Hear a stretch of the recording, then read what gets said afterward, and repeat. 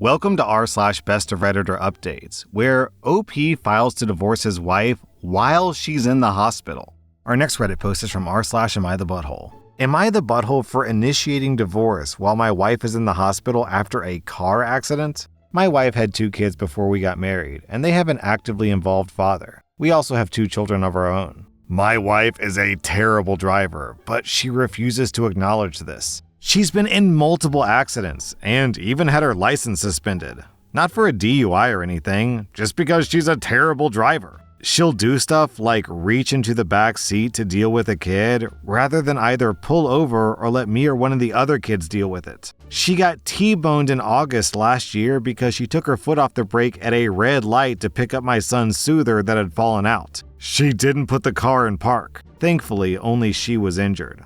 All 4 kids were in the car. I've had it. I told her that she's welcome to endanger herself and her kids, but that if I'm in the car or if our children are in the car, then she'll keep her eyes on the road and her hands on the steering wheel. She's finally at the point in her rehab where she can drive again. I reminded her of what I said. I told her that I loved her. I said that her older kids were important to me and that I loved them too. But I told her that if she ever decided to do stupid stuff while driving, our relationship would be over, and I would make it part of our divorce that she's not allowed to drive with my kids in the car. She started crying and said that she didn't do it on purpose. I asked her how exactly she took her hands off the wheel, took off her seatbelt, took her foot off the brake, and then turned around to pick up the soother by accident. She said that I'm treating her like an idiot. I don't think I am. My children have to be safe. Before you ask, I try to do as much of the driving as I possibly can. I've stopped drinking when we go out. I traded in my car that I loved for an SUV so there's room for all of us. I offered to pay for Uber so she didn't have to drive if I wasn't available. She actually likes driving. Her ex and her parents are on my side. Her ex also told her that if she ever thinks about endangering his kids, he would either go for full custody or ask that she be barred from driving with his kids in the car. Her parents have threatened to stop helping her pay her stupid high insurance premiums. She thinks that we're being unfair because she loves her kids and would never intentionally harm them. She just loses concentration when one of the kids needs something and doesn't think to ask for help.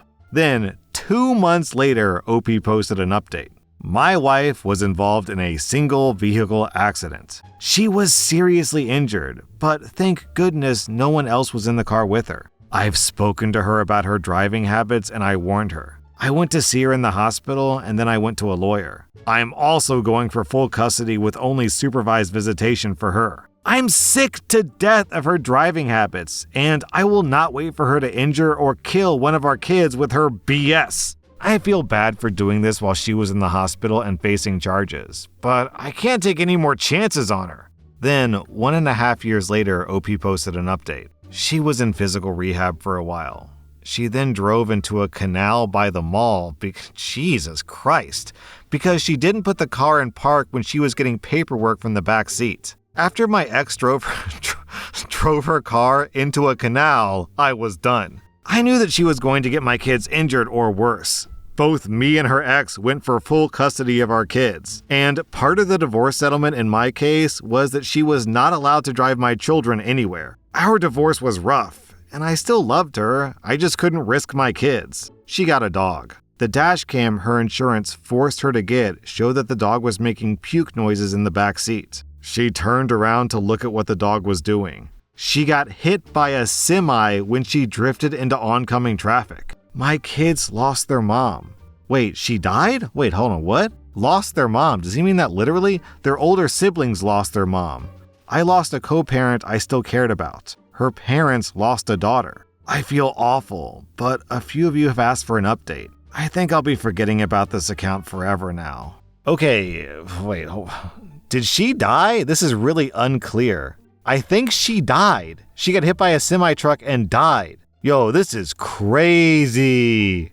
It's really telling when 2 ex-husbands of the same woman actually agree with each other. Typically, the old ex and the new husband hate each other's guts, or in the best case scenario, they're on frosty terms with each other. But the fact they're like, oh yeah, my wife's got a major problem, we both agree 100% she can't drive with kids, really tells you a lot about how bad the situation is. Also, I'll tell you guys a brief story about my own life. When I was pretty young, I wasn't a great driver. I was a little bit reckless. Not like drinking and driving or, racing people on the street, but I did speed. And that was bad. And I got a lot of tickets. I probably got, 8 or 9 speeding tickets. And then one time while driving at like 3 a.m., I drove through a school zone and was speeding. Now keep in mind, it's 3 a.m., so it's not like there were kids around. But still, because I was in a school zone, that put me in a special category of ticket, and I had to go to court and actually faced jail time. But the judge let me off, lucky me. And that was a real eye-opening experience for me. And ever since that moment, I was like, okay, I gotta just stop speeding. I gotta just drive the speed limit and drive safely. And since that moment, it's been 15 years, I've never gotten a single ticket. So if you're getting a lot of tickets out there, if you're getting a lot of accidents, it really is up to you to fix it. You have the power to stop getting tickets and accidents. Now, granted, someone could just drive into your lane and hit you. That's obviously out of your control. But if you just drive safely and practice defensive driving, it will completely transform how safe you are on the road. Am I the butthole for not wanting a relationship with my parents now that they've cut me off?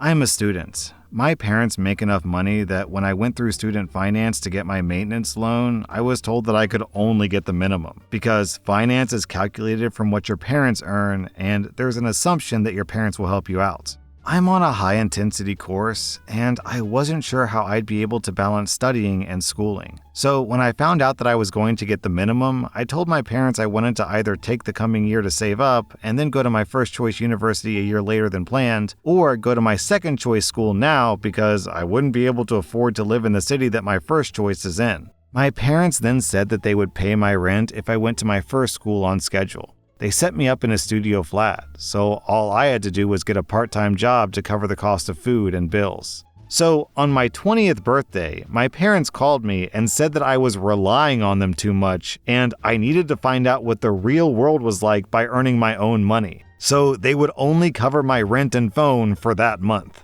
And after that, I was on my own. Then they said that they were still my parents and they loved me and they wanted me to stay in touch, just learn some independence while doing this. I begged them to reconsider, but they ended the call. So I had 11 days notice that I would have no flat or phone. I begged my university for emergency housing, but they said that I had no proof I'd been cut off, so they couldn't do anything. I emailed my parents asking them to write a letter stating they'd cut me off so I could sort my student finance and emergency housing, but they said no. I asked work if I could take on more hours and was told that due to my contract, I can't do any more than I'm already doing, so I'm now looking for a second job. I'm sleeping on a friend's sofa until a place that I can afford opens up, and as I still don't have proof that I've been cut off for student finance, I'll probably have to drop out this summer. I got a Facebook message from my parents today telling me they were disappointed I didn't call on my mom's birthday a couple of days ago, and that I haven't given them my new phone number yet. I responded telling them the position I'm currently in and that I no longer want a relationship with them. I've gotten a bunch of messages from them and my brothers asking me to reconsider. My friend says I shouldn't feel bad, but I feel incredibly guilty and like a spoiled brat. Because I don't love my family for their money, I love them because they're my family. But at the same time, they've really screwed me over here. Am I the butthole for not wanting a relationship with them? Then the next day, OP posted an update. I messaged my parents asking why they cut me off, saying the least they could do was explain why they're fine leaving me homeless. They responded by saying that my friend, whom I'm currently staying with, is an out and proud lesbian. There are maybe 2 posts on my friend's social media, one being a group shot of us and some people that we were studying with in the library with me and her sat together. And another from a couple of days before my birthday where she posted a photo of me when we went to lunch because we weren't planning on seeing each other on my actual birthday. And in the caption, she refers to me as Princess in a clearly joking way. My brothers then showed our parents and told them I was a lesbian and she's my girlfriend. So now I have proof that they cut me off, proof they're homophobic, and confirmation that they can and will switch on me at the drop of a hat, as well as proof of my brothers, who are older than me and still living with our parents, being jealous douchebags. They didn't tell me this on the phone because they hoped that I'd figured it out, which is tricky. Apparently, there's enough affection still there for them to expect a call on my mom's birthday, but not enough to refrain from totally screwing me over. So yeah, never talking to them again. Any of them. Then, 15 days later, OP posted an update. I'm still living with my friend. She got me a job at her workplace, but refuses to take any rent off me, so I've been repaying her by sneakily buying food and cooking her dinner as I get home before her. We have plans to move in together this summer, ready for next year. My parents have done a complete 180 and now want me to forgive them so badly that they're still refusing to sign a letter showing they've cut me off. So I'm still screwed with student finance. My parents have also offered me my truck back, so me, my roommate, and 2 more friends will be going to my parents' house sometime soon to collect my truck and some things from my room.